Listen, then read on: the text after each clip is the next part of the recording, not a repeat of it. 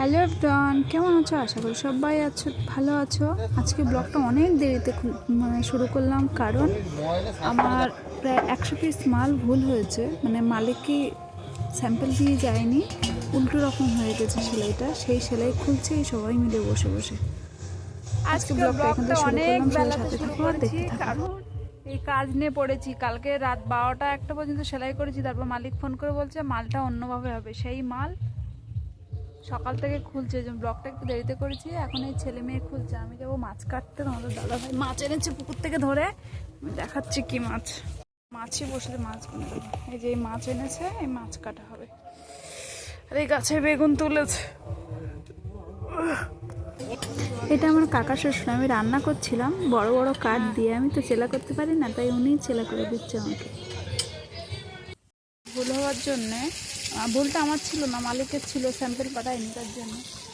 এখন রান্না করতে অনেকটাই বেলা হয়েছে। আজকের হলো বৃহস্পতিবার, মেয়ে পুজো দেবে, আর আমি রান্না করছি। তো রান্না করে নেই। এত রৌদ্রে মুখ দেখা যাচ্ছে না, মেয়ে ঠাকুর ঘরে ঢুকে পুজো দিচ্ছে।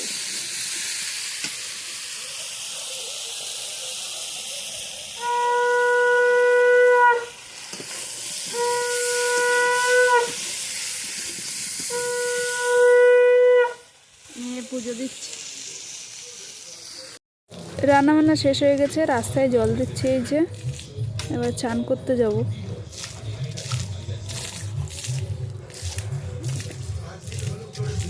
আমার মা আজকে পুজো দিয়েছে, ওই যে দিয়ে নিজে খেতে বসেছে।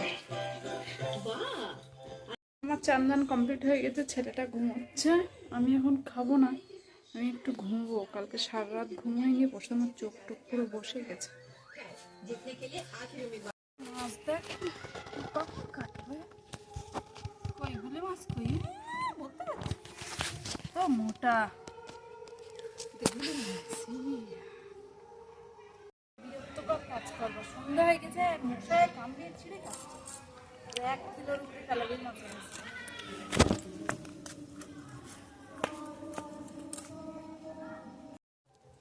সন্ধ্যাবেলার টিফিন হচ্ছে ধনেপাতার চপ। আমার বৌদি ভাই পাঠিয়েছে, সেটাই খাচ্ছে আমি, ছেলে।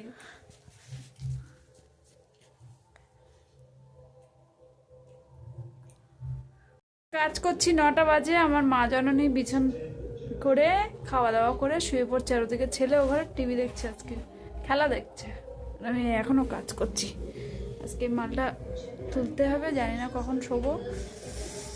এদিকে আমার মা জননী খাওয়া দাওয়া কমপ্লিট করে বিছানা মাদুর করে ওর মতন ঘুমিয়ে পড়ছে, শুয়ে পড়ছে।